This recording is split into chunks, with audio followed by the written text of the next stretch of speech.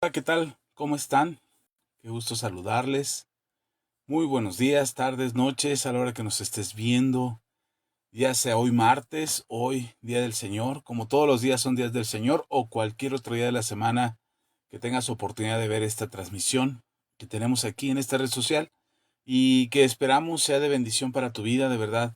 Agradecemos al Señor la oportunidad que nos da de poder llegar hasta donde tú te encuentres y que podamos poner sobre la mesa algún tema, alguna conversación, alguna enseñanza, algún consejo, algo que nos pueda ayudar a tener y fortalecer una fe en el Señor, que pueda ayudarnos a perseverar, a continuar, a tomar mejores decisiones, a completar ese proceso de transformación en el que estamos todos y cada uno de nosotros en este camino maravilloso que es el cristianismo, que es seguir al Señor Jesucristo.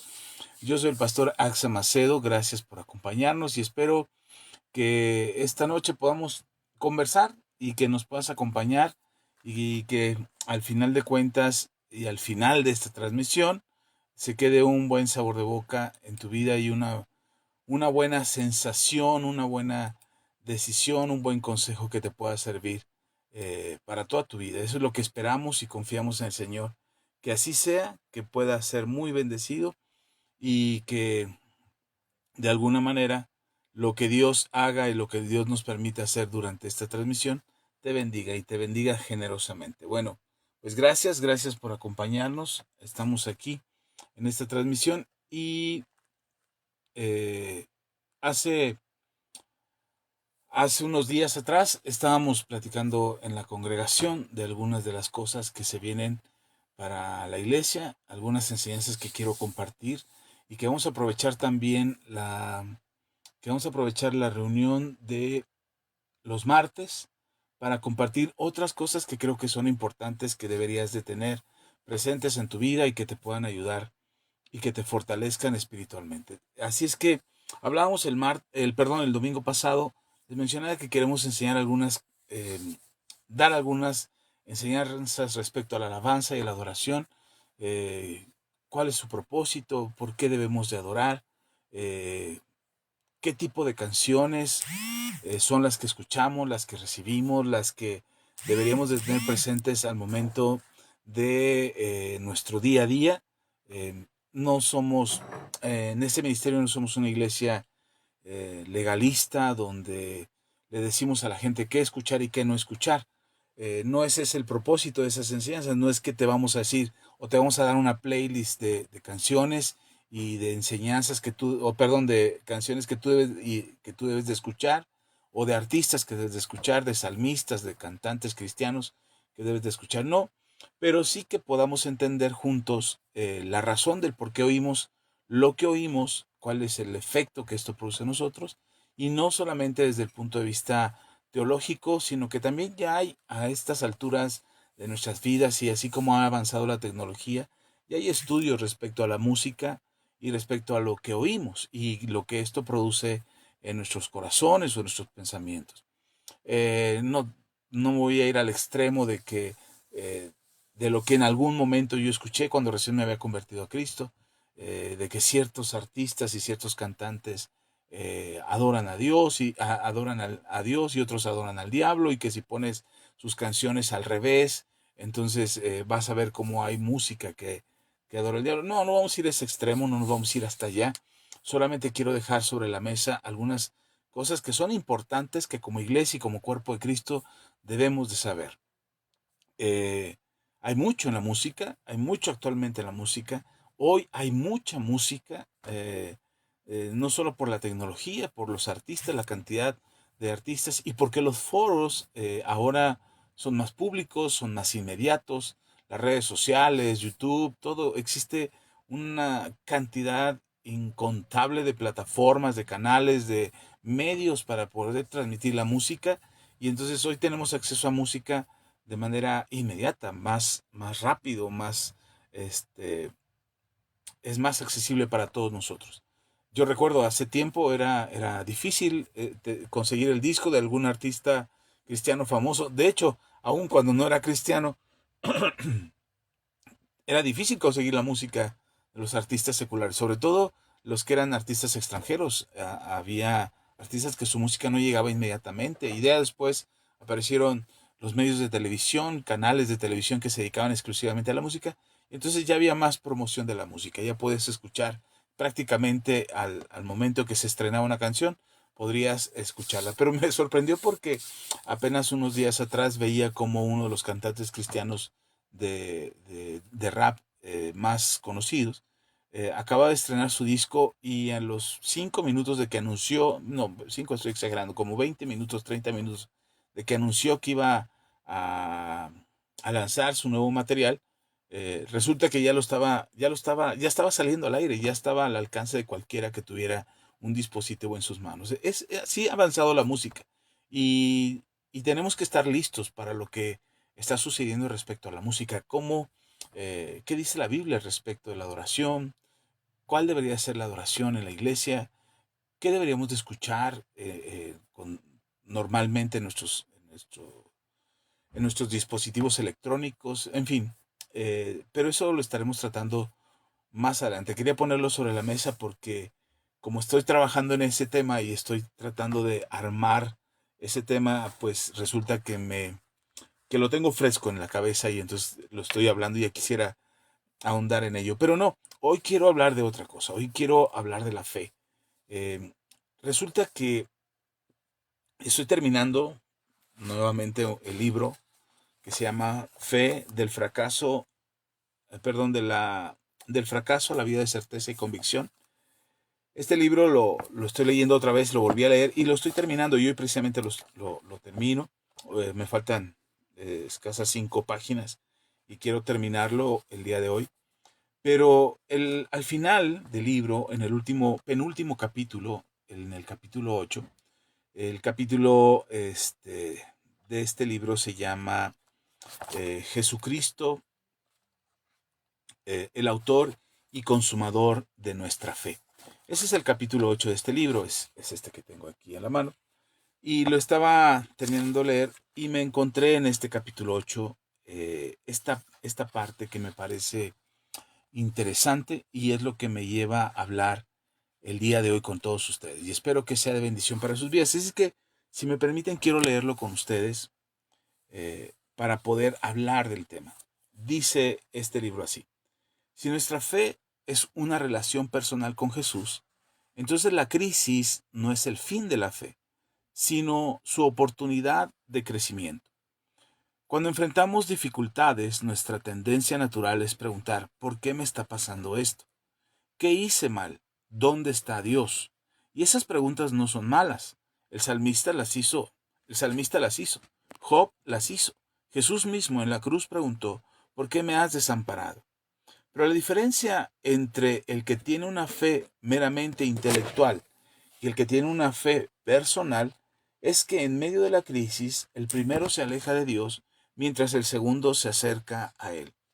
El que tiene una fe intelectual dice: no entiendo lo que está pasando, así que probablemente Dios no existe. El que tiene una fe personal dice: no entiendo lo que está pasando, pero confío en ti. Ayúdame a entender o a aceptar lo que está pasando. El pastor y escritor C.S. Lewis, que perdió a su esposa y escribió sobre el dolor con una honestidad desgarradora, reflexionó y dijo: Dios no nos promete que entenderemos, nos promete que estará con nosotros. Y a veces su presencia es más importante que todas las explicaciones. La crisis no destruye la fe genuina, la purifica.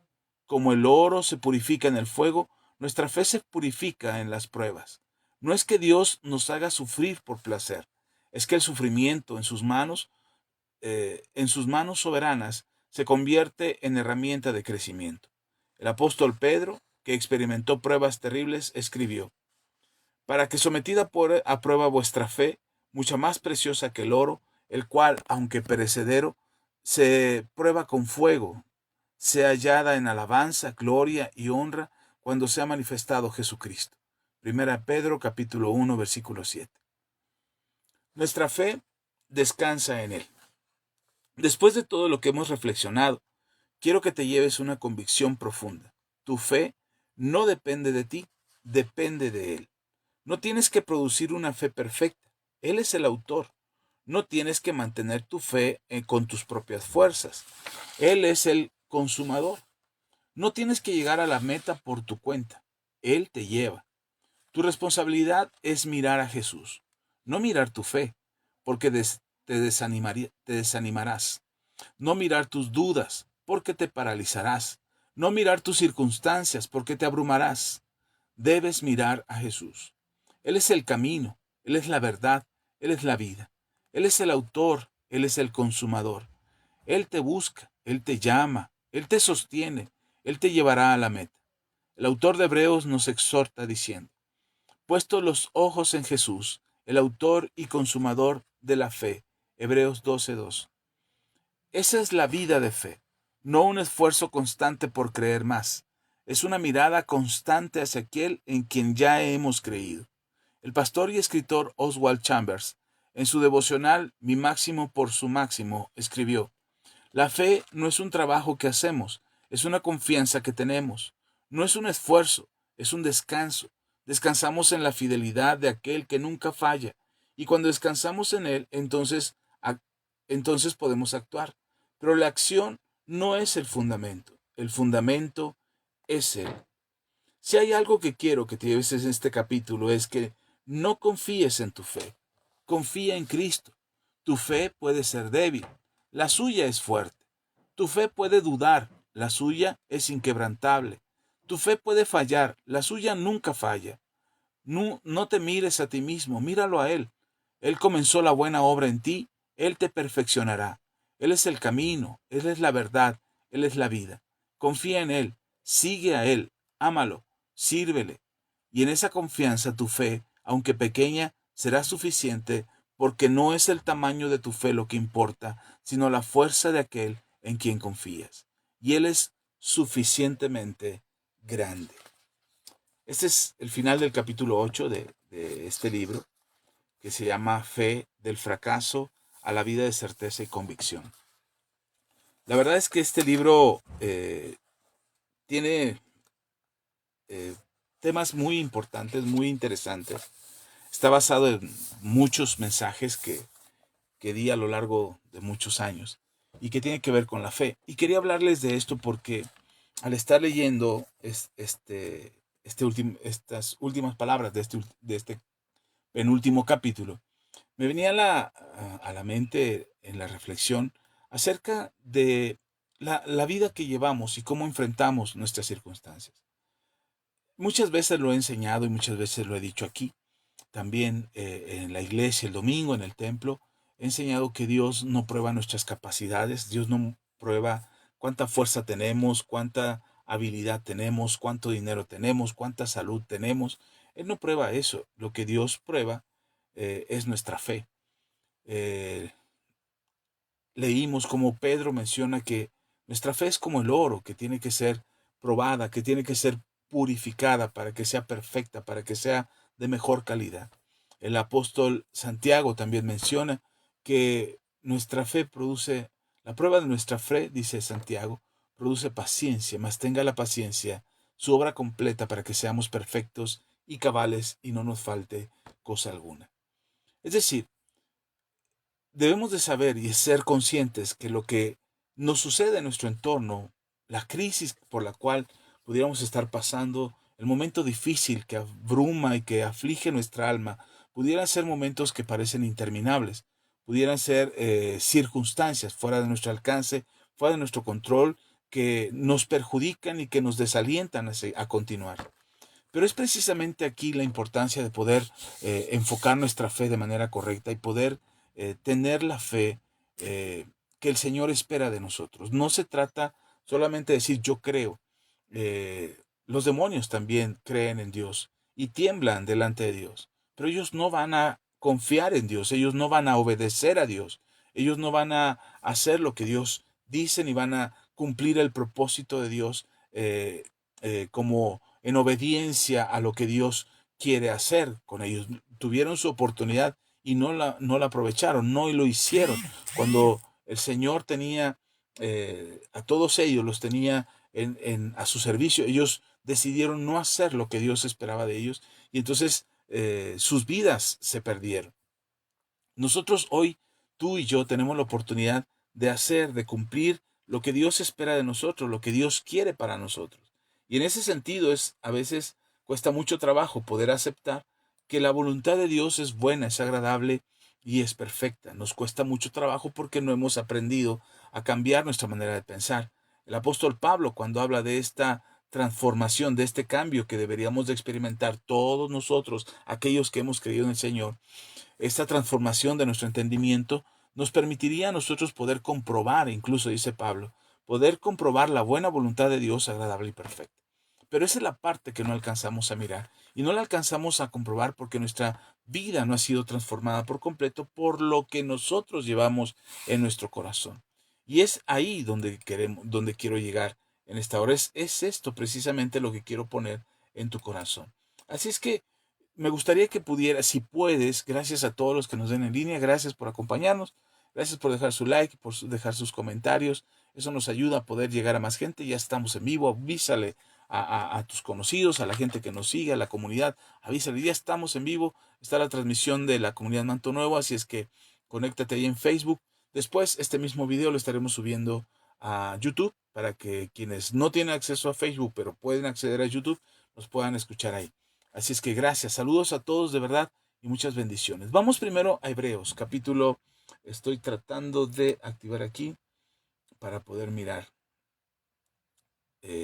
la transmisión. Ok, no me deja, pero ni hablar, así se queda. Bien, Hebreos capítulo 12, versículos 1 y 2.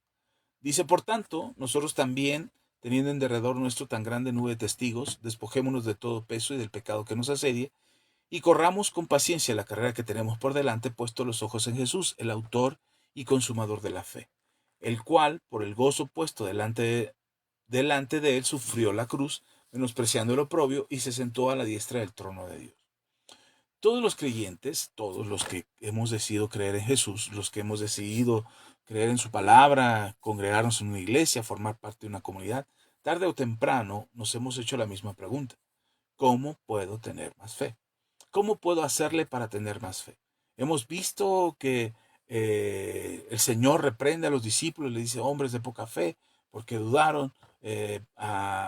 Al mismo Pedro, cuando se está hundiendo, le llama hombre de poca fe porque dudaste. Eh, Vemos también en los evangelios cómo por la incredulidad de algunas personas en algunas ciudades, Jesús no hizo muchos milagros entre ellos.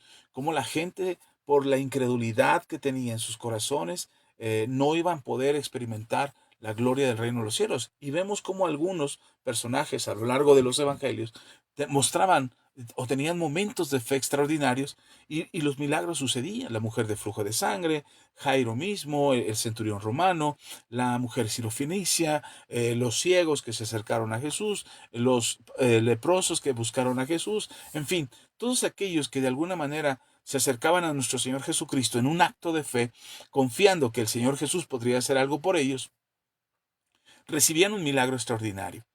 Y entonces pensamos o sentimos en el corazón que de pronto necesitamos más fe. Y no serían ustedes ni los primeros ni serán los últimos en preguntarse cómo puedo tener más fe. ¿Cómo puedo hacer para que mi fe sea mayor y entonces el milagro que estoy esperando que suceda lo pueda lograr, lo pueda alcanzar? Quizás mover una montaña, quizás mover un árbol, quizás resolver un problema, la sanidad de un cuerpo, algún milagro financiero, la restauración de un matrimonio. En fin, hay muchas cosas que queremos ver que Dios haga en nuestras vidas y esperamos un milagro sobrenatural. A veces pensamos que necesitamos más fe, pensamos que el problema es que tenemos una fe muy pequeña, que necesitamos creer más, que necesitamos orar más, esforzarnos más. Pero si observamos lo que acabamos de leer en el libro de Hebreos, dice la Escritura, eh, en este pasaje en particular, la Escritura nos hace una invitación y nos dice, puestos los ojos en Jesús, el autor y consumador de la fe. De hecho, no menciona que miremos nuestra fe. Él nos dice, pongan sus ojos en Jesús. Y ahí está el secreto de la vida cristiana. porque el poder que nunca, el poder que nunca hemos alcanzado a ver en nuestras vidas, el poder de Dios manifestándose en nuestras vidas, que no hemos alcanzado a ver, ese milagro sobrenatural, esa sanidad extraordinaria, ese milagro financiero que estás esperando que pase, obtener un trabajo, mejorar tu condición laboral, que tu negocio crezca, cualquier cosa que estamos esperando en el que Dios intervenga, que le estamos pidiendo a través de una oración que el Señor intervenga. Normalmente creemos que hay que hacer más, necesito más fe, necesito añadir más cosas, necesito tener una vida más espiritual, necesito orar más tiempo, ir más veces a la iglesia, leer más pasajes de la Biblia, en fin, creemos que podemos añadirle más a nuestra fe. Y la verdad es que en este pasaje de Hebreos, el escritor de Hebreos nos dice que pongamos los ojos en Jesús, que pongamos nuestros ojos en el Señor, que lo que estamos esperando que el Señor haga en nuestras vidas no depende de cuánto más podamos hacer, sino hacia dónde estamos enfocando nuestra confianza y nuestra fe. El poder siempre ha estado en la persona de Jesús. El poder siempre ha estado en Cristo. La resurrección, el perdón de pecado, la salvación, la restitución, la restauración, la sanidad, lo que sea que estamos esperando, está en Jesús. No está en cuánta fe podamos tener. No está en cuánta fe, en cuánta capacidad tengamos para confiar en el Señor. La verdad es que a lo largo de la Biblia podemos ver que personas como la mujer, que la mencionaba, la mujer de flujo de sangre, no tenía una fe perfecta. Ella no estaba en una circunstancia de una fe inmaculada, pulcra, perfecta, santificada, en la cual ella tomó esa fe que tenía tan perfecta y la llevó delante de Jesús y mostró su fe a Jesús y ella recibió el milagro. De hecho, algunos teólogos mencionan que esta mujer quizás tenía hasta eh, errores en su fe. He llegado a la conclusión que quizás hasta estaba equivocada en la manera en que ella creía. Pudo haber pensado que el tocar el manto no precisamente era como un acto de fe la mujer no podría o no sabría entender que la gloria de Dios que estaba en Jesús corría por todo su ser, incluso estaba impregnado el manto que Jesús llevaba, tanto que la mujer pudiera decir, es que la gloria de Dios está en todo Jesús y está en su vestidura y está en sus ropas y entonces ahí en los flequitos de su manto ya hay gloria de Dios de manera que si yo lo toco voy a recibir un milagro. No pienso yo que la mujer supiera toda esta revelación teológica que a lo largo de los años nosotros los que predicamos la palabra hemos tratado de explicar de dónde salió este poder que sanó a la mujer de flujo de sangre y pensamos y explicamos en que la gloria de Dios estaba en Jesús y por eso cuando la mujer tocó el mar, yo no pienso que la mujer entendiera toda esa explicación, tanto que no lo creo, o más bien no lo creo, que la explicación o la conclusión que que respalda esto que yo creo es que cuando el Señor Jesús pregunta quién me tocó, los apóstoles prácticamente le dicen a Jesús, Señor, te están tocando todos. Estamos muy apretujados en este momento y todos te están tocando como para que preguntes quién me tocó. Por eso pienso que no podría entenderse que la gloria de Dios estaba en Jesús y que su gloria, la gloria del Señor, estaba rodeando todo su ser, incluso sus ropas, incluso los flecos de su manto.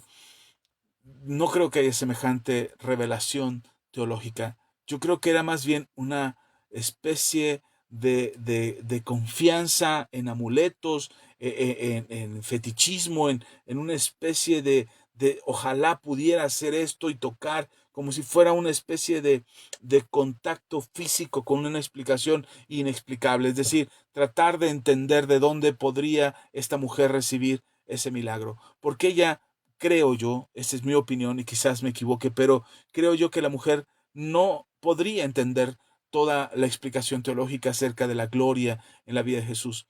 Solamente ella sabría que algo podía pasar. Y eso fue lo que le llevó, perdón, a tocar el manto de Jesús. Y entonces Jesús expresa que poder había salido de él, que la manera en que lo habían tocado había sido diferente, porque quien lo tocó con fe. Entonces no es que la mujer tuviera una fe perfecta para recibir el milagro. Lo que hizo la mujer fue poner sus ojos en Jesús. Y eso es lo que nos dice el libro de Hebreos. Muchas veces nosotros tratamos de alcanzar una fe perfecta o una cantidad de fe perfecta que nos permita experimentar lo sobrenatural o lo milagroso que estamos buscando que Dios haga en nuestras vidas, cuando en realidad lo único que tendríamos que hacer es mirar a Jesús, es saber que Él ya lo hizo, que Él venció la muerte, que Él venció la enfermedad, que Él venció el pecado, y mirarlo, Señor, tú ya lo hiciste. Y si tú lo hiciste, puedes hacerlo en mi vida. Y si tú me permites a mí acercarme a ti por medio de la fe, Señor, yo puedo recibir el milagro que espero o lo que estoy esperando que suceda. Aquí el asunto es que cuando el milagro no sucede como esperamos, yo he pensado también qué hubiera sido en la historia de esta mujer si el milagro que ella esperaba que sucediera no hubiese sucedido. Es decir, que ella estuviera confiando en su habilidad para esconderse entre la multitud y poder llegar a Jesús. ¿Qué pasaría si ella estuviera confiando en como lo hizo en su momento, en todo el dinero que ella tenía que ocupó para pagarle a médicos y pagarle a todos los médicos a los que pudo asistir para que la curaran? Y no la curaron, al contrario, empeoró. ¿Qué pasaría si ella pensara que pudiera conseguir un poco de dinero y quizás sobornar a alguno de los discípulos o a alguien ahí en particular que pudiera llevar a Jesús a donde ella estuviera para que ella pudiera tener acceso a Jesús?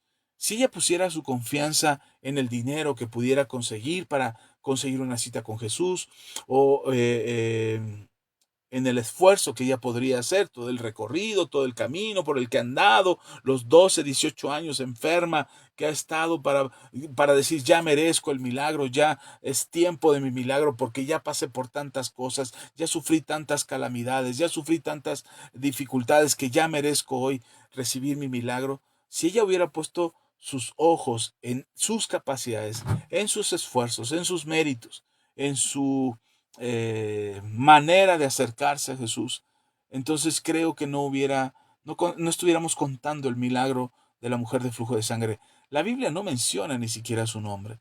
La Biblia no dice quién era, no dice cuál era su nombre, solamente le llama a la mujer de flujo de sangre. Eh, y nos describe un poco de su historia, pero ella finalmente lo que hizo fue poner sus ojos en Jesús.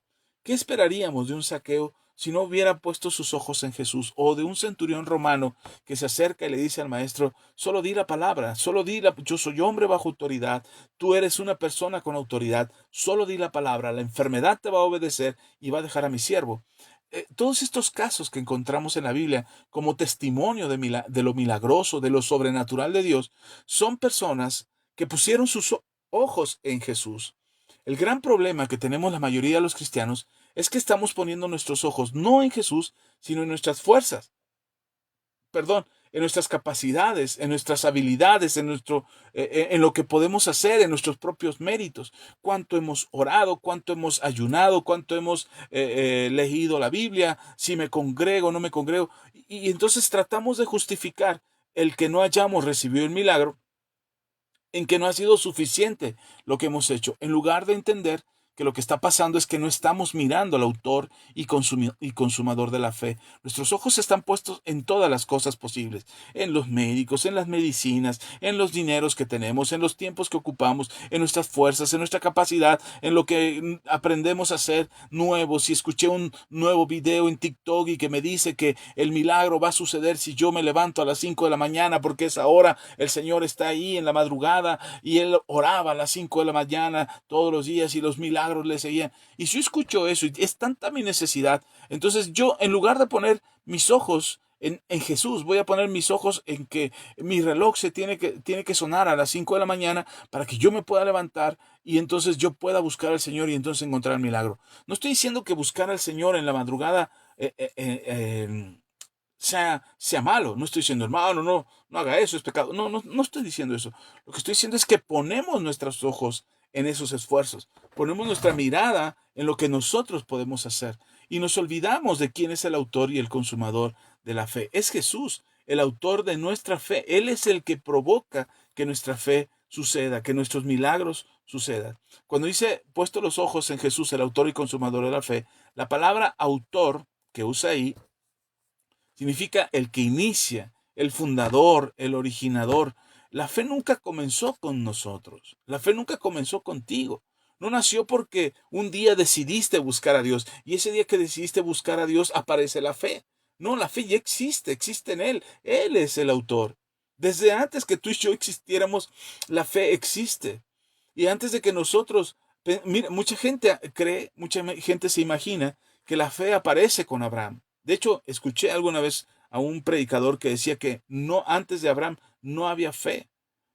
Yo digo, ¿y entonces cómo es que Abel ofreció su ofrenda? Mucho antes que Abraham. Él, de hecho, está agregado Abel en los héroes de la fe. Entonces, la fe existe. La fe está ahí, porque es Dios el autor, Él es el fundador, en Él se origina la fe. La escritura enseña que Él tomó la iniciativa. En el Evangelio de Juan, capítulo 15, versículo 16, dice, no me elegisteis vosotros a mí, sino que yo os elegí a vosotros, y os he puesto para que vayáis y llevéis fruto y vuestro fruto permanezca. Es decir, yo no tuve una fe que buscaba algo o buscaba a alguien, entonces me encuentro con Dios. Quiero decirles algo, todas las personas tenemos fe, todas las personas, los que creen y los que no creen. Todos tenemos una medida de fe. A todos Dios nos ha dado una medida de fe. Pero la fe que salva, la fe en Jesús, esa es una fe que es un acto de reciprocidad porque Él toca nuestras vidas y Él nos encuentra a nosotros y nosotros respondemos a esa invitación. Ya lo había explicado unas semanas atrás que la fe es tener la mano abierta, dispuesta a recibir. Nosotros no podemos hacer más que abrir la mano y recibir lo que Dios tiene para nosotros. Y si lo que Dios tiene para nosotros es salvación, abrimos nuestra mano, recibimos salvación. Si lo que Dios tiene para nosotros es un milagro, abrimos nuestras manos y recibimos el milagro. Eso es la fe. Son nuestras manos abiertas, dispuestas para recibir. Antes de que nosotros pensáramos en Cristo, Él ya había pensado en nosotros. Antes de que nosotros buscáramos a Cristo, Él nos buscaba a nosotros. Como dijo el apóstol Pablo en Efesios capítulo 2, versículos 8 al 9, dice, porque por gracia sois salvos por medio de la fe, y esto no de vosotros, pues es don de Dios, no por obras para que nadie se gloríe. Hasta la fe con la que creemos es un regalo suyo. La fe que tenemos para creer, Él nos la ha dado. Eso elimina todo orgullo que pueda haber de nuestra parte, todo aquello que, ay, es que yo creo tanto, es que yo busco, pastor, yo me levanto a las 5 de la mañana a orar. Perdón que siga con el ejemplo de las 5 de la mañana, pero para muchos es un gran mérito pararse a las 5 de la mañana. Hermanos, hay gente que se levanta a las 3 de la mañana. Y a las 3 de la mañana todo dormido ahí con los ojos de desvelo porque apenas se ha recuperado fuerzas porque al otro día llegó del trabajo hasta las 10 de la noche y apenas le dio tiempo de medio comer algo, asearse, irse a dormir y al otro día ya a las 3 de la mañana tiene que estar levantándose para ir a trabajar y apenas le da tiempo de hacer una oración, de decir, Señor, guárdame, líbrame del mal y llévame con bien a mi trabajo. Y eso es todo lo que puede orar. ¿No es suficiente esa oración?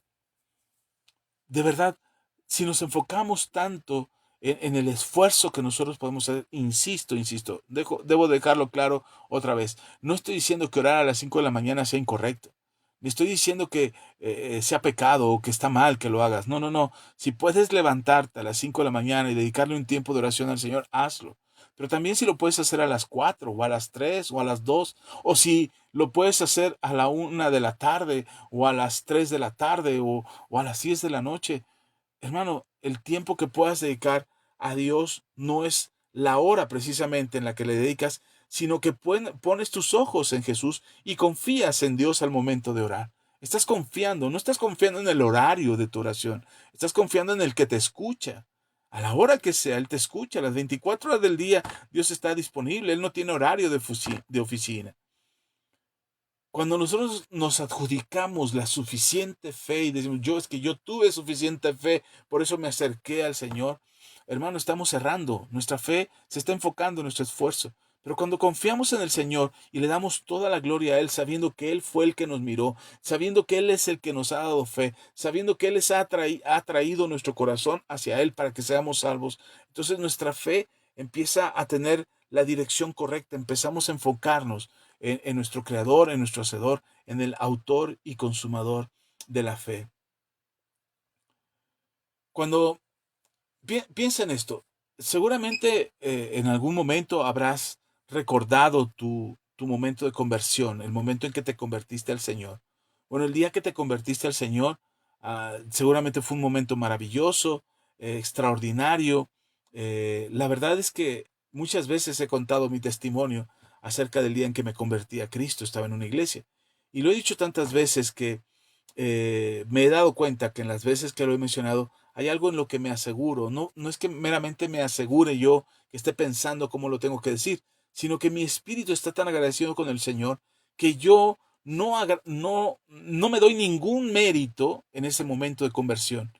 Lo he testificado, digo, no sé cómo es que yo estaba sentado, yo lo explico así, yo estaba sentado en la iglesia donde fuimos y me agarraba a la silla y me aferraba a ella, y yo no quería pasar, al frente el pastor hacía el llamado y hacía el llamado una y otra vez, y yo me aferraba más fuerte a la silla, no sé, y lo he explicado, no sé en qué momento me solté de la silla y en qué momento pasé al frente y en qué momento me hinqué y empecé a suplicar a Jesús por el perdón. No lo sé cómo sucedió, de verdad hasta el día de hoy no lo sé. Sé que no fue magia, por supuesto. No fue que me teletransporté de la silla al púlpito o al altar.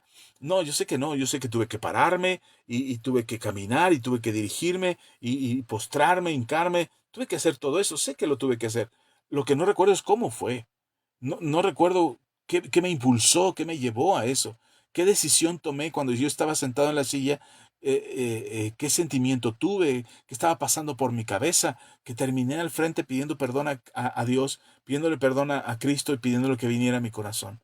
Pero he escuchado a muchas personas que dicen, no, yo estaba tan en oración y entonces yo me consagré a Dios y busqué y mi corazón que ama tanto a Dios se acercó a Él. No, de verdad es que no hay mérito alguno en nosotros cuando nos acercamos a Dios como si nosotros hubiéramos hecho algo para hacerlo, para acercarnos. No, Él es el que lo hizo todo.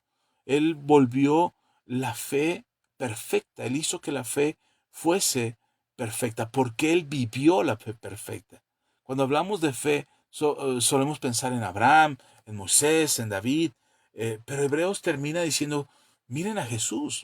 Él es el autor, Él es el consumador de la fe, porque Jesús vivió la confianza perfecta en el Padre. Abraham confió en el Padre, por supuesto. David confió en Dios, por supuesto. Moisés confió en Dios, por supuesto. Pero Abraham falló, David falló, Moisés falló, y a quien me pongas de todos los personajes de la Biblia, aun cuando estén escritos en el libro de Hebreos capítulo 11 y sean puestos como héroes de la fe, en algún momento tuvieron una circunstancia de duda, un momento de ira, un momento de decepción, un momento de frustración, un momento de pecado, en fin. Es decir, su fe, la fe que ellos habían mostrado al Señor, que también recibieron del Señor, en algún momento la duda les hizo no confiar completamente en Dios. Por alguna razón fallamos, por alguna razón pecamos, por alguna razón nos apartamos, nos alejamos, nos distanciamos de Dios. De alguna manera, lo que hay en nuestro corazón, lo que sucede en nuestros pensamientos, todo eso que se agolpa dentro de nosotros, en algún momento puede hacer que dejemos de confiar completamente en el Padre. Pero Jesús no. Jesús sabía todo lo que venía, tenía la presión encima en su corazón acerca de todo lo que le iba a suceder, el sufrimiento en la cruz, la persecución, perdón, el que fuese arrestado, el que fuese lastimado, azotado, todo el sufrimiento. Jesús sabía lo que iba a pasar. Y en ese momento de mucha presión, de saber que el pecado estaría sobre de él, en ese momento de mucha presión, donde su alma se afligió, entonces él decidió confiar en el Padre, depender completamente del Padre. En el Evangelio de Juan, capítulo 5, dice, no puedo hacer, dijo Jesús, No puedo hacer nada por mí mismo. Según oigo, así juzgo. Y mi juicio es justo, porque no busco mi voluntad, sino la voluntad del que me envió, la voluntad del Padre. También dijo en Juan capítulo 8, versículo 28-29, dice, nada hago por mí mismo, sino según me enseñó el Padre, así hablo, porque el que me envió conmigo está. No me ha dado no me ha dejado solo el Padre, porque yo hago siempre lo que le agrada. Y cuando llegó a Getsemaní, seguramente se acuerdan de ese pasaje en Lucas capítulo 22, versículo 42, Jesús oró de la siguiente manera. Su fe fue llevada al máximo. Él dijo, Padre, si quieres pasa de mí esta copa, pero no se haga mi voluntad, sino la tuya. No fue una confianza barata, de decir, ay, sí, Señor, yo confío en ti. De pronto los cristianos usamos frases, yo sí confío en Dios. Pero cuando las cosas se ponen difíciles, cuando no vemos una respuesta, cuando el dinero no alcanza, cuando tenemos un ser amado enfermo, cuando la distancia no nos permite abrazar y consolar, cuando el sufrimiento está ahí, difícilmente podemos decir, Señor, en ti confío. Difícilmente sale genuinamente eso del corazón. Dudamos, nos preocupamos, cuestionamos, ¿por qué a mí? ¿Por qué yo? ¿Por qué me pasa esto si yo oro, si yo leo la Biblia, si yo voy a la iglesia? ¿Por qué me está pasando todo esto? Y empezamos a tener esa, esa sensación de desconfianza, esa sensación donde la fe empieza a menguar y empieza a crecer la desconfianza en Dios. No solo la desconfianza en las personas, la desconfianza en Dios, que es grave. Cuando desconfiamos en el Señor, nuestra fe empieza a menguar y nuestra duda empieza a crecer, al grado de que pudiéramos llegar a la incredulidad, o como dijo el mismo Señor Jesús, estar en apostasía. Pero ese sufrimiento que nos lleva a dudar del Señor, de Dios, a dudar de sus promesas, a dudar de su palabra, a dudar de que Dios exista, es esa opresión que sentimos en ocasiones. El Señor Jesús sintió esa opresión. El Señor Jesús vivió esa opresión. Ya nos dice la Biblia en el libro de Hebreos que nuestro sumo sacerdote, refiriéndose a Jesús, sufrió las mismas cosas que nosotros. Por eso nos comprende muy bien. Nos comprende muy bien cuando dudamos, cuando nos enojamos. Comprendió muy bien a Pedro cuando lo negó. El miedo que Pedro sintió cuando le preguntaban si lo conocía y él lo negó. Jesús lo entendía muy bien, porque él sufrió eso. La diferencia entre Jesús y nosotros es que Jesús, en lugar de retroceder y alejarse del Padre y decir, a ver, Señor, dame más explicaciones acerca de esto. ¿Por qué tengo que ir a la cruz? Explícame más, ¿por qué tengo que salvar a todas estas personas que no me quieren, que me odian? ¿Por qué tengo que aceptar que el Sanedrín haga un juicio injusto sobre mi persona si ellos no tienen la capacidad de juzgarme? El Señor Jesús pudo retroceder y cuestionar a Dios acerca de lo que estaba por suceder. Pero él no lo hizo. Al contrario, él reafirmó lo que ya estaba en su corazón, lo que ya había en su corazón, que era una plena confianza en el Padre y en que la voluntad del Padre, como ya lo leímos, él hace la voluntad del Padre, él oye la voluntad del Padre, él conoce la voluntad del Padre y él decide voluntariamente hacer su voluntad. Y cuando está oprimido, cuando está, perdón, hostigado, lastimado, fastidiado por la opresión que está sobre él, en lugar de apartarse y dudar, él afirma su fe en el Señor y decide poner toda su confianza en Dios, poner toda la confianza en el Padre. No es una confianza simple de que, sí, yo confío ya, haz como quiera. Mire, los cristianos usamos frases a las que nos hemos acostumbrado y no vemos la importancia de lo que decimos. Usamos frases como, pues Dios dirá, pues si Dios quiere, sí, cuando Dios quiera, o ya estaba de Dios. Y usamos frases así para justificar nuestra incredulidad, para pensar que lo que estamos diciendo justifica el por qué no suceden las cosas. Y en realidad no estamos reconociendo o aceptando realmente la voluntad del Señor. Es decir, Dios dirá, es decir, yo acepto lo que Dios diga, yo acepto su voluntad. Ya el Señor lo hará, o primeramente Dios sucederá, o si Dios quiere vendrá.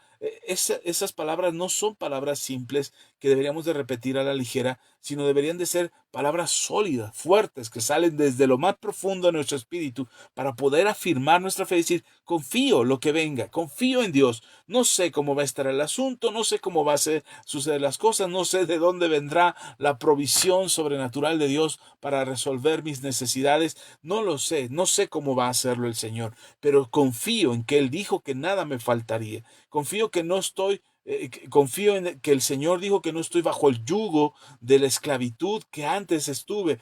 Confío que el Señor me ha hecho nueva criatura, que las cosas viejas pasaron, he aquí todas son hechas nuevas. Esa es la fe que nosotros estamos buscando. No se trata de solamente decir, pues ya Dios dirá. No, Dios dirá y ya ha hablado y ya ha dicho lo que es bueno para mi vida y lo que Él tiene pensado para mí. Si nosotros usamos una fe simple, una fe barata, no vamos a lograr experimentar la misma fe que Jesús promovió al depositar toda su confianza en el Padre. Cuando le dice al Padre, no se haga mi voluntad sino la tuya, Jesús está depositando su fe completamente en el Señor, su confianza está puesta en el Padre y está asegurando para su vida la certeza de que el Padre no puede fallarle. Uno de los consuelos más grandes que podemos encontrar en el Evangelio es que Jesús es el autor y consumador de la fe. No solamente comenzó una obra en nosotros, no solamente comenzó a hacer algo en nuestras vidas, sino que Él completará su obra. En Tesalonicenses capítulo 5, el apóstol Pablo dice que el mismo Dios nos santifique por completo. Y el mismo Dios que lo hace, que empezó la obra en nosotros, Él la completará. Porque Él no se detiene hasta que su obra sea completa. En Filipenses capítulo 1, versículo 6 dice, estando persuadido de esto, que el que comenzó en vosotros la buena obra, la perfeccionará hasta el día de Jesucristo. No dice si ustedes son suficientemente fuertes o tienen una fe suficientemente válida. Él nos perfeccionará. El Señor Jesús, en sus propias palabras, afirmó, dice, mis ovejas oyen mi voz y yo las conozco y me siguen y yo les doy mi vida, yo les doy vida eterna. No perecerán jamás, ni nadie las arrebatará de mi mano. Mi Padre me las dio, es mayor que todos, y nadie las puede arrebatar de la mano de mi Padre. Nuestra confianza está en lo que Jesús hace, en lo que Jesús ya habló acerca de nosotros, en lo que Él dice acerca de nuestras vidas, en lo que Él quiere que suceda para nosotros. El bien que Dios está esperando que venga para nuestras vidas es el bien que nosotros anhelamos. La misma palabra de Dios nos dice que Él nos concederá el futuro que nosotros esperamos. Nosotros no estamos aventurándonos a creer, a ver qué pasa, a ver si nuestra fe es la correcta o nuestra fe puesta en Jesús está bien o estamos en la religión correcta. No estamos jugando un volado, no estamos jugando a la aventura, no estamos tratando de experimentar a ver si la fe que hoy tenemos funciona, porque si no funciona podríamos intentarlo en otra religión. No, nuestra fe está sustentada en su palabra de lo que Él ha dicho acerca de nosotros. El apóstol Pablo en la carta a los Romanos, en el capítulo 8, en el versículo 30, dice, y a los que predestinó, a estos también llamó, y a los que llamó, a estos también justificó, y a los que justificó, a estos también glorificó. Para que la obra de Dios sea completa, es decir, Él lo ha hecho todo. Cuando caes, Cristo sigue trabajando. Cuando dudas, Cristo sigue sosteniéndote. Cuando lloras, Cristo no abandona lo que comenzó. La fe que nosotros tenemos no se trata de un objeto. Hoy en día se habla mucho de tener fe, pero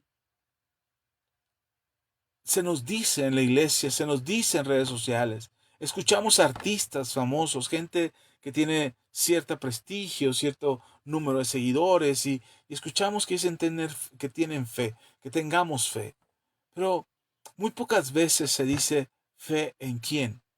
No se trata de tener fe en un objeto, no se trata de tener fe en una religión, no se trata de tener fe en cualquier persona. Nuestra fe está puesta en Jesús. La Biblia nunca enseña que la fe tiene poder por sí misma. El poder no está en la fe misma, en la solo en la fe. el poder sobrenatural, lo milagroso, lo extraordinario está en Cristo. Él es el autor de la fe. Es una fe enorme que, en la que nosotros miramos y aceptamos confiar. No se trata de poner nuestra fe en un objeto que está ahí, que vamos a tocar a Jesús o vamos a ver a Jesús como el objeto de nuestra fe. Es decir, como si fuera un objeto de nuestra fe. Él sigue siendo nuestro Dios. Es si nuestra fe fuese pequeña, pero está puesta en Cristo, es una fe suficiente. Jesús lo dijo de esa manera. Si tuvieras fe del tamaño de un grano de mostaza y dijeras este monte, échate a la mar, el monte se movería.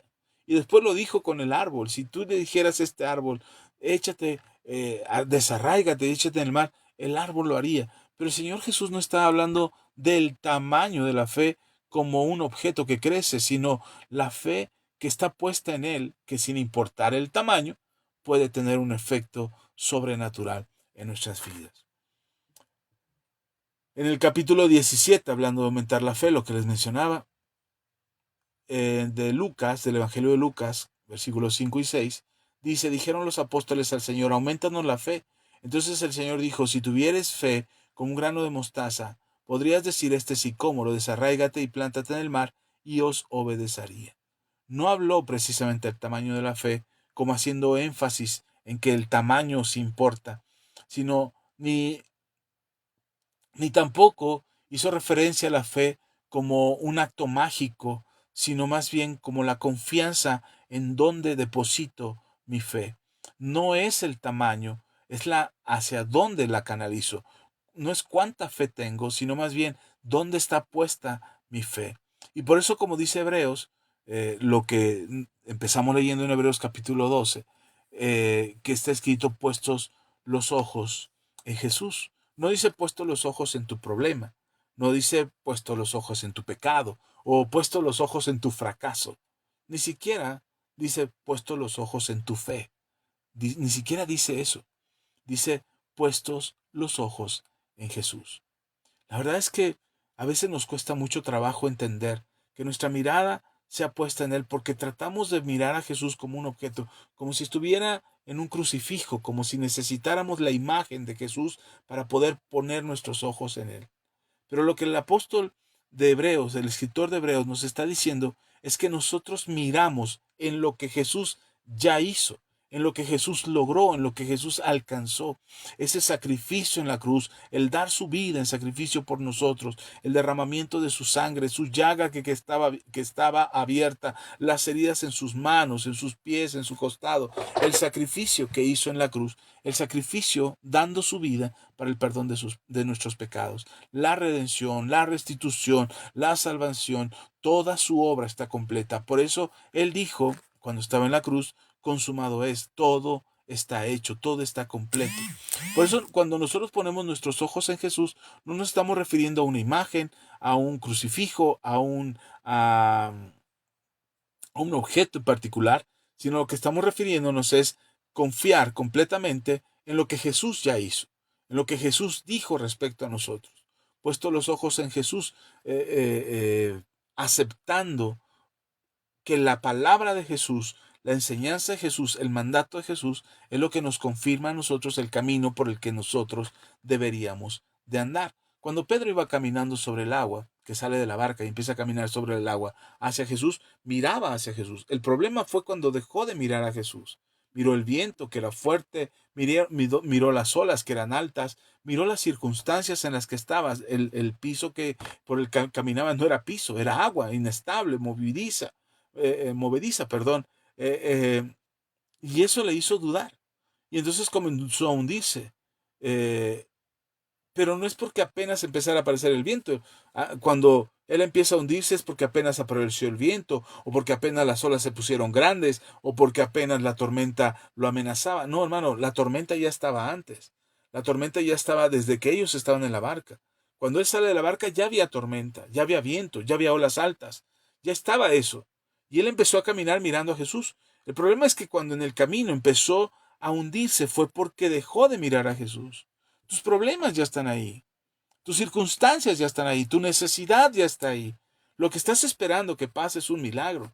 Pero no es que si apenas vas a empezar. Yo he escuchado gente que dice, es que desde que empecé a buscar a Dios, desde que me acerqué a Dios, desde que fui a la iglesia, empezaron a crecer los problemas, tuve más dificultades. Eso no es cierto, los problemas ya estaban ahí.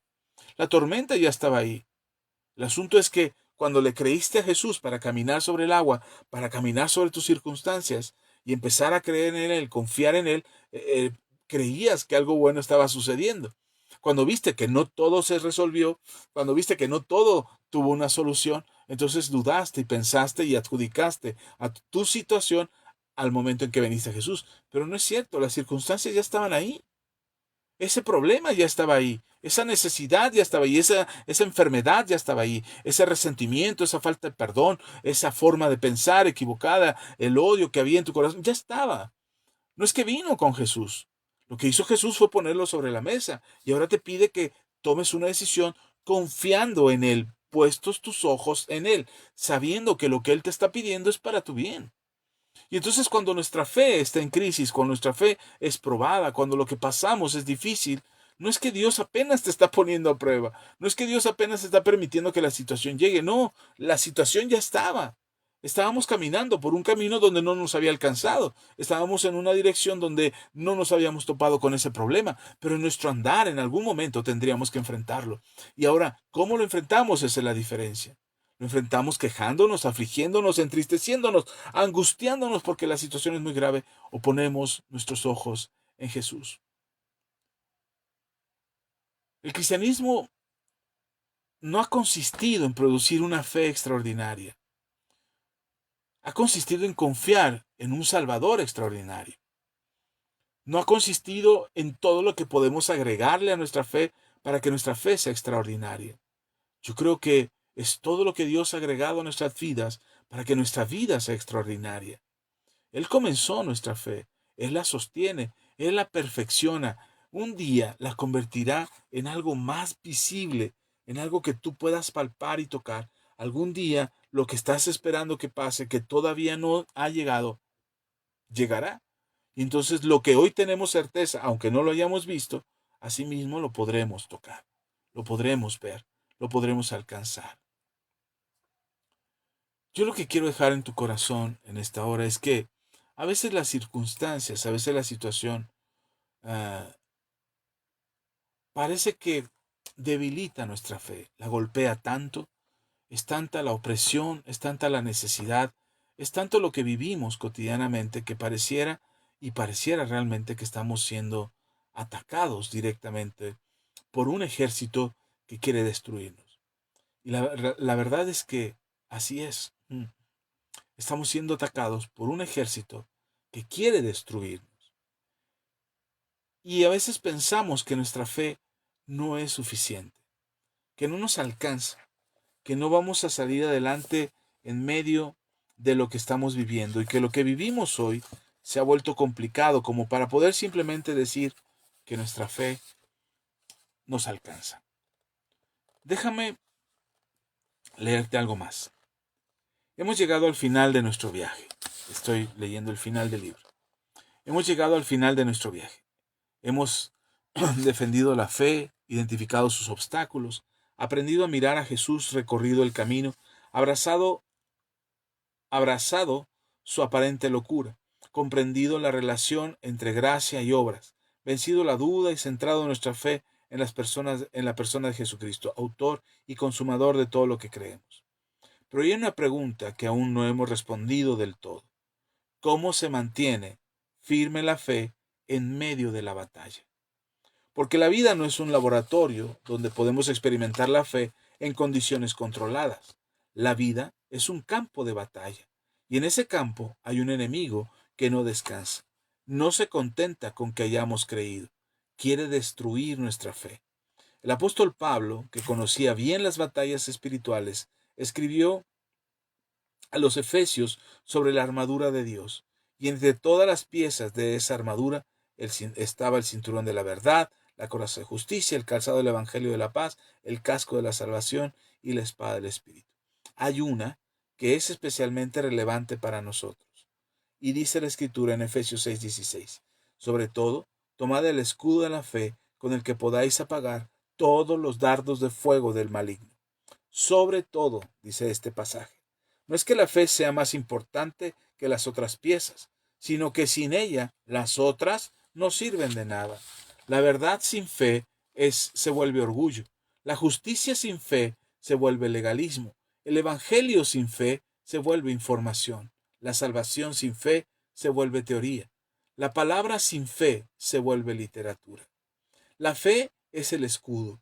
No es un arma de ataque, es un arma de defensa. No sirve para herir al enemigo, sirve para protegernos de sus ataques.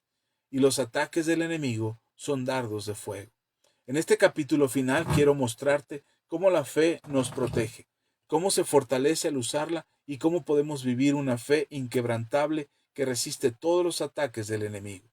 Los dardos de fuego del maligno. Estos son los dardos de fuego. ¿Qué son esos dardos de fuego que Pablo menciona? No son proyectiles físicos, por supuesto.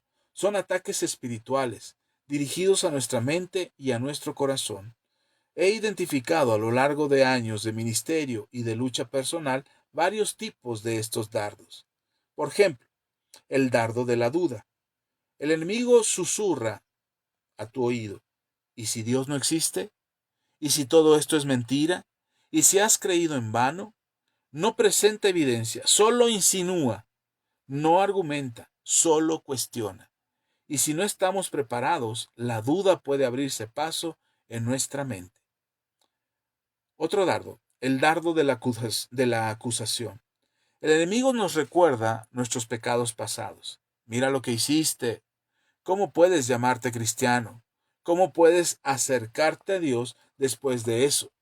No nos dice no nos dice que no hay perdón. Nos hace dudar que el perdón sea para nosotros.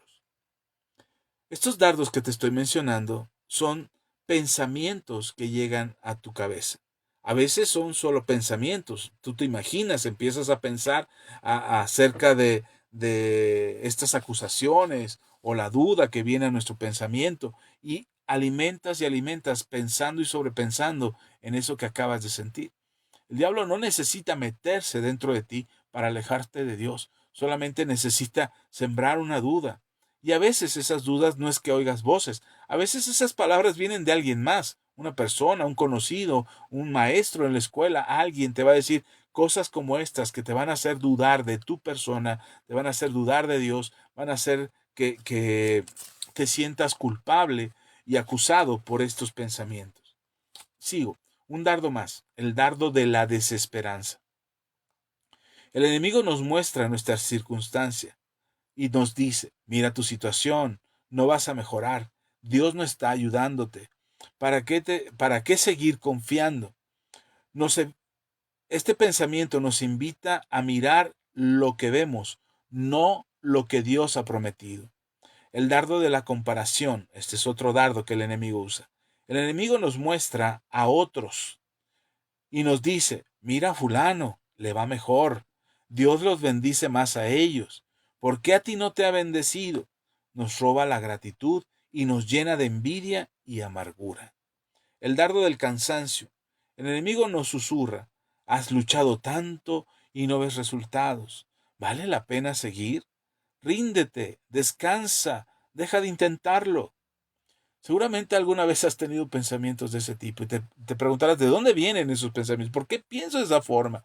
Y el problema no es que vengan esos pensamientos, el problema es que alimentamos esas ideas y nos cuestionamos y seguimos preguntando y seguimos pensando en lo mismo y le damos vueltas y vueltas y vueltas a esos pensamientos que nos hacen alejarnos. Esos son dardos del enemigo. Cada uno de estos dardos es como una flecha incendiaria. En la guerra antigua, los ejércitos usaban flechas envueltas de tela empapada en aceite que les prendían fuego antes de lanzarlas. No solo perforaban, quemaban. Así son los ataques del enemigo. No solo nos hieren, nos queman. No solo nos hacen dudar, nos desaniman, nos cansan, nos aíslan. Pero Pablo nos da la buena noticia. El escudo de la fe apaga esos dardos. El pastor y teólogo John Stott comentando este pasaje, escribió: los dardos de fuego del maligno son pensamientos de duda, blasfemia e impureza que lanza a nuestra mente. El escudo de la fe no es un escudo físico, sino una confianza activa en Dios que nos permite resistir a esos ataques y mantenernos firmes. El reformador Juan Calvino añadió: la fe no es una opinión fría e inactiva, es una confianza viva que nos sostiene en medio de la batalla. Cuando el enemigo nos ataca con dardos de duda, la fe nos recuerda las promesas de Dios. Cuando nos acusa, la fe nos recuerda el perdón. Cuando nos desespera, la fe nos recuerda la esperanza. Hasta ahí voy a leer de este libro. Pero quiero terminar con esto. Lo he dicho antes y se los digo ahora. La duda suele venir y el problema no es tener duda. No, nosotros sabemos que el pensamiento, y lo hemos enseñado también en la congregación, que el pensamiento debe de ser crítico. Nuestro pensamiento debe ser crítico, analítico. Debemos reflexionar, tenemos que preguntar. Los cristianos deberíamos de ser los más preguntones por saber, porque el conocimiento que buscamos no es un conocimiento de este mundo. Es la explicación que nos permite conocer más al Señor. El apóstol Pablo lo decía de esta forma, más o menos, parafraseando sus palabras. Él decía que todo lo que conocía y que todo el conocimiento y que todo pensamiento y que toda altivez del pensamiento, todo lo llevaba cautivo a los pies de Cristo, porque lo que él estaba buscando era conocer más acerca de Jesús. Y entonces dudar o preguntar acerca de algo, sobre todo preguntar acerca de Dios, no debería de ser para nosotros una especie de culpa reprimida porque no debo de preguntar, por qué debo de dudar. No, aquí el asunto es que no alimentamos dudas sin sentido. Estos dardos que te acabo de mencionar que el diablo utiliza, nosotros no los alimentamos. No dudamos del Señor, confiamos completamente en Él y buscamos en Él respuestas a todas nuestras preguntas. Alguna vez alguien me dijo que René Descartes era uno de los grandes filósofos, pensadores, matemáticos, que él cuestionaba a Dios y que él decía que Dios no existía. La verdad que cuando tú lees a Descartes te das cuenta que Descartes tenía confianza en Dios. Él se cuestionaba y preguntaba todo y se preguntaba cuestiones que eran importantes como el pienso, luego existo. Era algo que Descartes le hacía, hacía su reflexión porque él quería saber, quería aprender. Tú y yo queremos saber y aprender y entonces cuestionarnos acerca de la escritura, de la palabra del Señor, no es dañino para nosotros. Lo dañino es alimentar estos dardos, creernos lo que dicen estos dardos, estos pensamientos, estas mentiras que el enemigo utiliza para debilitar nuestra fe. La fe sostiene y nos protege de esos dardos. ¿Cómo? Como le acabamos de leer, como decía Calvino, no es un sentimiento, es una acción, es algo activo, es una confianza activa. Nosotros depositamos voluntariamente nuestra confianza en Dios, es decir, yo decido creerle a Dios y no a los pensamientos que me atormentan para hacerme dudar de su existencia. Me acerco a Dios y sí, puedo dudar de pronto, puedo sentirme apesadumbrado, afligido, totalmente atormentado por las circunstancias que se vienen en mi vida y sentir que no puedo más y que ya no quiero seguir y que quiero tirar la toalla. Puede que vengan esos pensamientos, pero cuando vienen esos pensamientos, en esos momentos de crisis, en esos momentos en que mi fe está siendo probada, yo decido voluntariamente llevar activamente mi fe al Señor. Es decir, yo decido creerle a Dios. Decido confiar en Él. Les decía el domingo, oren. Si están afligidos, oren. Si están bien, tienes preguntas, ora. Si también tienes dudas, ora al Señor. Y dile, Señor, decido confiar en ti. Tengo preguntas, tengo inquietudes en mi corazón. Hoy me dijeron algo en la escuela, o me dijeron algo en el trabajo, o escuché algo en el transporte, o vi algo en internet que me hace dudar de tu existencia, Dios, sobre todo porque mis circunstancias no cambian y sigo viviendo los mismos problemas, o pasando por las mismas dificultades, o viviendo las mismas necesidades, Señor, y siento duda en mi corazón. Ok, eso le pasa a todos. A todos los que hemos decidido creer en el Señor nos va a pasar. Le pasó a los apóstoles, les pasó a los patriarcas, les pasó a los profetas. Pasaron por un momento de incertidumbre que los abrumó y que los hizo por algún momento dudar. Pero ellos todos Por eso están en la lista de los héroes de la fe, porque a pesar de lo que estaban pasando, decidieron confiar en el Señor. Y eso es algo que tú y yo hacemos en los momentos en que nuestra fe está en crisis. Eso es algo que tenemos que hacer. Si te sientes abrumado, afligido, atormentado, si estás pasando por un momento difícil y sientes que ya no puedes más, que no sabes dónde está la solución, ya no ves la salida por ningún lado, todo está en contra tuya. Ahí, a pesar de todas las dudas y toda la incertidumbre y toda la desesperanza que pudiera haber en tu corazón, nosotros tomamos nuestra fe y le decimos, Señor, confío en ti. Confío, no entiendo, no sé cómo vendrá la solución, no sé cómo se va a resolver esto, no alcanzo a ver la salida, el problema está sobre mí, la angustia, los acreedores, los problemas, las personas están sobre mí. Señor, yo confío en ti y de esto también voy a salir. Lo has hecho antes y lo puedes hacer otra vez. Y entonces activamente, no cruzando los brazos y esperando, tirándote en la cama, esperando a ver a ver si un ángel baja del cielo y te levanta como Elías. No, no, no. Tenemos que poner nuestra confianza activa, es decir, de manera voluntaria, de manera decidida, por tu decisión personal, tú decides poner tu confianza en el Señor. No porque ya tengas la respuesta necesariamente, no porque ya viste la solución necesariamente, no porque ya sabes cómo hacerle, no, no, no. Aún antes de saber, precisamente en el momento de la crisis, precisamente en el momento de dificultad, allí es donde nosotros decidimos poner nuestra confianza en el Señor. Y entonces salir de la vida de un fracaso, la vida en la que hemos venido fracasando todo el tiempo, en la que no hemos encontrado la salida ni hemos visto cómo resolverlo, de esa vida destruida a una vida con certeza y convicción. Y eso es a donde vamos. No mires tus fuerzas, no mires tu fracaso. No mires tu fracaso. Si ya fracasaste una, dos, tres veces, no mires eso. Mira la posibilidad de volverte a levantar, de tener vida otra vez. Tienes vida y tienes la posibilidad de volver a empezar. No mires tus fuerzas, porque a veces las fuerzas no nos alcanzan, se nos acabaron, no tenemos ánimo de levantarnos, sobre todo si estás pasando por enfermedad, sobre todo por si estás pasando por hambre, por alguna situación difícil. No mires tus fuerzas, mira a Jesús.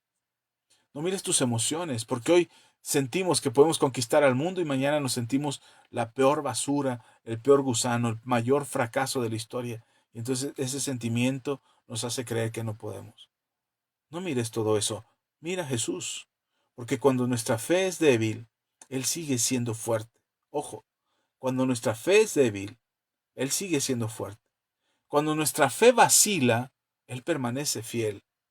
Cuando nosotros no podemos sostenernos por nosotros mismos y nuestra fe no nos alcanza para sostenernos, Él nos sostiene con su mano.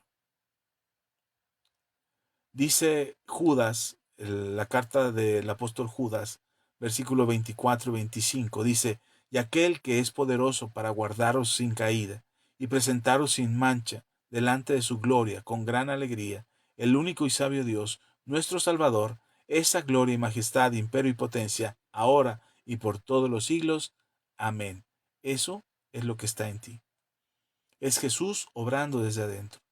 Es el poder del Señor que no te deja y no te dejará. No miramos nuestras fuerzas, no miramos nuestra capacidad de creer. A veces, les decía el domingo, a veces no creemos ni en nada. No creemos en absolutamente nada, ni en la prédica del domingo, ni en la prédica del martes, ni porque acabo de leer la Biblia. No lo creo, no creo lo que dice ahí. No tengo ánimo de orar, no tengo ánimo de buscar al Señor. Bueno, pues ahí, en ese momento de crisis, cuando la fe se siente abatida y casi destruida, es ahí donde voluntariamente, donde tú de manera personal decides y le dices al Señor, Señor, te voy a creer. Voy a creer que tú tienes poder. Voy a creer que tú resucitaste el tercer día. Decido hoy que decido hoy que voy a creer que tú resucitaste el tercer día. Decido hoy y pongo mi fe y mi confianza en que tu palabra es más efectiva, más cortante que una espada de doble filo que penetra en lo profundo de mi ser para transformar mi entendimiento. Hoy voy a depositar mi confianza completa en ti. A veces las circunstancias me dicen todo lo contrario, pero tú no mientes, Señor, tú eres fiel, y cuando yo soy débil, tú eres fuerte, y cuando yo no puedo más, tú sigues adelante, y cuando yo vacilo y te traiciono y te doy la espalda, tú permaneces fiel. Y puedes encontrar los textos en la palabra que te confirman esto que estoy diciendo. Pero el propósito de esta enseñanza es poderte decir, en medio de toda crisis, decide entregarle tu confianza completa en Dios. Decide confiar en Él. Pon tu confianza en Dios, pon tu confianza en Jesús. Me hace pensar en el ladrón. Recuerden cuando Jesús estaba siendo crucificado, había dos ladrones, uno de cada lado de Él, y uno se burla de Jesús. Si en verdad eres hijo de Dios, desciende y bájanos a nosotros también. Sálvate y sálvanos. Mientras que el otro dice, hey, cállate, no blasfemes, porque nosotros merecemos este castigo, pero él es inocente. Señor, acuérdate de mí cuando estés en tu reino. Y Jesús le dice ciertamente, hoy estarás conmigo en el reino de los cielos. Estoy parafraseando el texto, no lo dije leyéndolo, solamente haciendo énfasis en algo, en que ese hombre que estaba ahí en la cruz recibió el milagro de la redención y el perdón por confiar en Jesús. Estaba muriendo. Y no es que cuando hizo esa confesión de fe y confió en Jesús, no es que lo desamarraron y lo bajaron y lo perdonaron los romanos. No, hermano, él murió igual que Jesús en la cruz. De hecho, murió violentamente porque le rompieron las piernas para que finalmente su peso cayera sobre sus brazos y muriera asfixiado ahí en la cruz. Y murió. No lo salvó de esa muerte, pero sí lo salvó de la muerte eterna, porque confió en Jesús. Eso es lo que digo. No es que poner nuestra confianza en Jesús y tener fe en el autor y consumador de la fe, poner toda nuestra confianza en Jesús, no es que todos los problemas se van a resolver. No necesariamente. Ojalá perdón, perdón, iba a estornudar. Ojalá se resolvieran todos tus problemas. Ojalá el milagro que estás esperando suceda. Si estás esperando un milagro, pido a Dios que el milagro de sanidad toque tu cuerpo y sea restaurado y que recibas sanidad. Si estás esperando un milagro financiero, pido a Dios que obre en tu vida y el milagro financiero suceda. Si estás esperando un milagro de restauración, de perdón, de reconciliación, el Señor tiene el poder para restaurar tu vida por completo y a los que están contigo y a los que amas. Pido al Señor que el milagro suceda. Pero también pido que si el milagro no sucede pronto, tu fe no te falte y que puedas ver de la mano del Señor tu vida transformada. Esa es mi oración esta noche y me gustaría hacerla contigo. Si me lo permites, vamos a orar. Vamos a pedirle al Señor. Vamos a orar. Padre, te doy gracias. Gracias por esta palabra, porque tu palabra es verdad. Gracias porque has hablado en nuestras vidas y porque sé y creo que alguien necesitaba escuchar este mensaje. Te pido que les fortalezcas en la fe, que todos aquellos que necesitan escuchar un mensaje de fe lo reciban ese milagro, reciban la respuesta a su oración, que el clamor de su corazón sea escuchado esta noche y que ellos sean bendecidos de tu mano con una respuesta sobrenatural en sus vidas. Gracias por este tiempo, por tu palabra, por la enseñanza que nos has dado esta noche. Queremos creer, queremos confiar en ti, Señor. Ayúdanos a depositar nuestra confianza plena y completa en ti, para que lo que esperamos que suceda, que el milagro que estamos esperando que suceda, suceda pronto. Danos esa certeza en el corazón, para no abrumarnos ni afligirnos por las circunstancias, sino para ver, Señor, que tú estás en control de todas las cosas. Gracias. Gracias en verdad, Señor, porque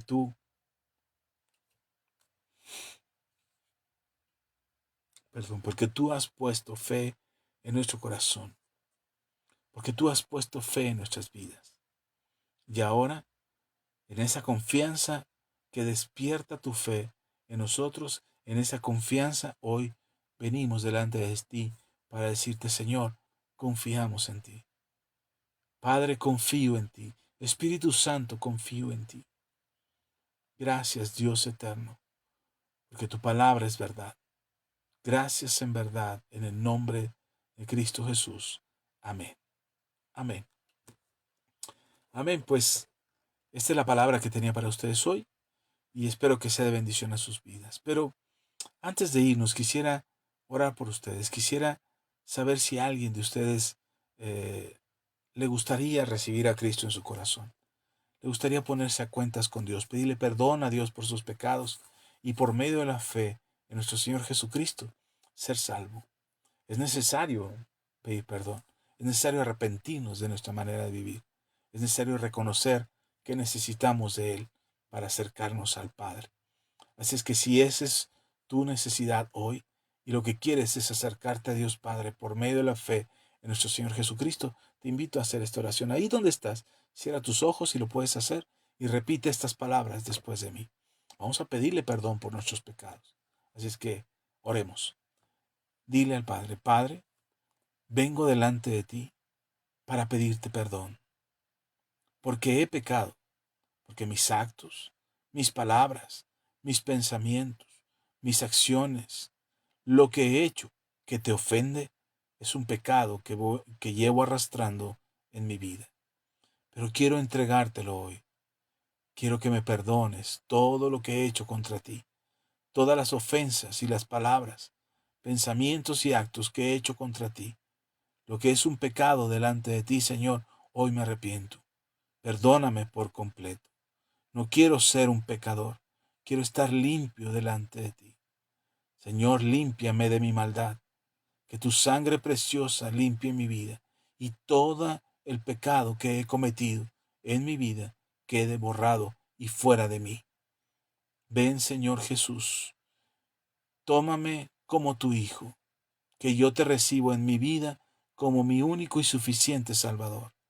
Tú eres el Señor de mi vida. Ven a mi corazón, escribe mi nombre en el libro de la vida y dame una vida nueva. Te lo pido en el nombre de Jesucristo. Amén y amén. Amén. Si tú hiciste esta oración por primera vez, felicidades. Bendigo tu vida. Espero que me puedas escribir para decirme, Axa, acabo de hacer esta oración de fe y me gustaría que oraras por mí. Y yo con gusto te enviaré una oración, hablaré contigo, ya sea por WhatsApp, aquí en Messenger, y estaré orando por ti, invitándote a que conozcas más del Señor y a que sepas más de su palabra para que puedas crecer espiritualmente en esta aventura llamada cristianismo por el cual el Señor Jesús nos lleva cada día. A todos ustedes, gracias por escucharnos, gracias por estar aquí, gracias por quedarse hasta el final. A los que hicieron la oración para recibir a Cristo en su corazón y pedirle perdón por sus pecados, felicidades, son valientes. Y les invito a ponerse en contacto con nosotros para poderles guiar en este camino de fe. Y a los que nos ven en diferido, en cualquier parte del mundo, les envío un fuerte abrazo, les quiero mucho. Gracias por comentar, gracias por dejar un like. Hoy alguien me preguntaba, decía, oye, ya no te he visto en Facebook, ya no estás transmitiendo. Le digo, sí, ahí estamos en Facebook, solamente que el algoritmo de Facebook nos castiga y de pronto ya no nos deja llegar a más gente. Así es que para que te llegue el aviso de que estamos en vivo, de que estamos en la transmisión, deja un comentario, hazle como Jorge. Jorge pone hola y nos manda unos emojis ahí y con eso es suficiente para que el algoritmo esté trabajando a nuestro favor y a tu favor para avisarte cuando nosotros estamos aquí en vivo. Deja un comentario, deja un like, comparte el video y eso va a hacer que cuando estemos en vivo te avise Facebook que ya estamos en vivo. También suscríbete a nuestros canales de YouTube, ahí estamos transmitiendo después de que lo hacemos en Facebook, descargamos el video, lo subimos a YouTube y ahí se queda permanentemente porque Facebook nos está borrando los videos después de 30 días. Así es que gracias por seguirnos, interactúa con nosotros, interactúa con la transmisión para que no te pierdas ninguna de nuestras transmisiones y estemos en contacto a través de esta red social. Gracias, les amo en el Señor, soy el pastor Axa Macedo y nos vemos hasta la próxima.